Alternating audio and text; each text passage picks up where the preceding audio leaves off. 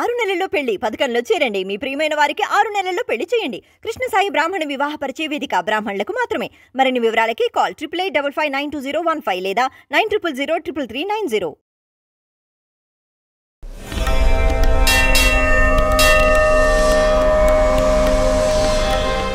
మరి ఇక్కడ ఇంకో లాజిక్ చెప్తున్నారు ఏంటంటే గోవు వేరు బీఫ్ వేరు అని.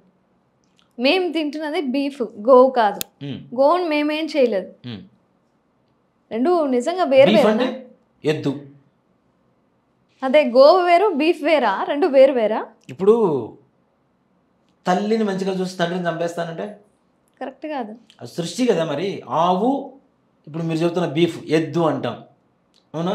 దాన్ని మనం సాక్షాత్ ఎలా పూజిస్తాం? మనం పరమేశ్వరుడు ముందు ఉండేటువంటి నందీశ్వరుడిగా పూజిస్తున్నాం. అవును, మరి అది కూడా పాపమే కదా. అసలు ఈ ఎద్దులు ఉంటేనే కదా ఆవులు పుట్టేది. అది లేకుండా ఎలా పుడతాయి? ఏదైనా అదే జాతి. ఇక్కడ చూడండి ఎంత కుటిలమైనటువంటి రాజకీయ కుతంత్రం ఉంటుందో చెప్తానని మీకు. మేము ఆవుల్ని తినాలి, బీఫ్లను తింటామని చెప్తున్నారు.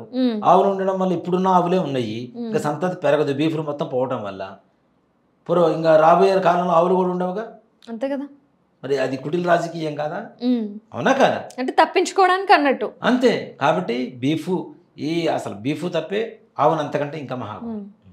మరి అలా అయితే దున్నపోతుని బలిస్తారు ఈ కాళీమాత. కొన్ని రకాల వేడుకల్లోని దున్నపోతుని బలిస్తే మంచి జరుగుతుంది అని మన హిందువులే బలిస్తూ ఉంటారు. మరి దాన్ని మీరేమంటారు? నిజంగా ఒక మాట చెప్పాలి అంటే బలి అనేటువంటిది కొన్ని ప్రాంతాచారాల నుంచి తీసుకున్నటువంటివి. అవి కూడా ఏది సమంజసం కాదు, సమర్థనీయత అంతకంటే కాదు. ఇందాక మనం చెప్పినట్టు కృష్ణుడు చెప్పినటువంటి గీతలో ఎవరికి హాని కలిగించకు, ఏ జీవికి హాని కలిగించకు అని చెప్పినప్పుడు మేకని తినడం తప్పే, అలానే కోడిని తినడం తప్పే, అలాగే ఈ దున్నపోతుని బలి ఇవ్వడం కూడా తప్పే. దాన్ని ఎవ్వరు కూడా, ఏ దేవత కూడా హర్షించదు, వర్షించదు. ఆ దేవతలు చెప్పారని ఎక్కడ రాసిపెట్టిందా దున్నపోతున్నది బలి ఇవ్వమని? లేదు కదా. కానీ కొన్ని అడవి జాతుల వాళ్ళు వాళ్ళ దగ్గరలో ఉండేటువంటి జంతువులు ఏదైతే ఉంటాయో వాటిని బలి ఇవ్వడం మొదలుపెట్టారు. దాన్ని ఆచారంగా తీసుకొస్తూ ఉన్నారు. ఆచారంగా తీసుకొస్తూ గ్రామ దేవత ఉత్సవాల్లో కూడా మనం చూస్తూ ఉంటాం. కానీ చాలా వరకు తగ్గిన. ఇప్పుడు కోడి మేక ఇస్తూనే ఉన్నారు. కానీ నువ్వు తినాలని పోని బలిచ్చావు, అమ్మవారికి వదిలేయాలిగా, ఇంటికి తీసుకొచ్చి ఎందుకు వండుకుని తింటున్నావు? అవునా? ఇప్పుడు మన పెద్దమ్మతల్లి గుడే ఉంది, వంటడానికి పెద్ద పెద్ద వంటశాలలే ఉన్నాయి. పొడేరు బలిస్తున్నా అమ్మవారికి ఇవ్వాలి కదా. నువ్వెందుకు వండుకొని తెచ్చుకుంటున్నావు?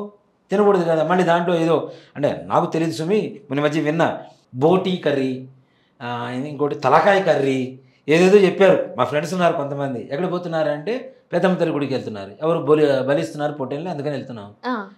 బలిస్తే అమ్మవారికి ఇస్తారు కదా, మీరు ఎందుకు తింటారా అంటే లేదురా దాంట్లో బోటీ కర్రీ ఉంటుంది, తలకాయ కర్రీ ఉంటుంది, ఇంకోటి ఏదేదో చెప్పారు. మొత్తానికి ఏవో పేగులే బోటీ అంటారా, ఇవేవో కూరలు ఉంటాయి, చాలా బాగుంటాయి, మేము పోయి తినొస్తున్నాం అని చెప్పి మా ఫ్రెండ్స్ వెళ్ళారు కొంతమంది.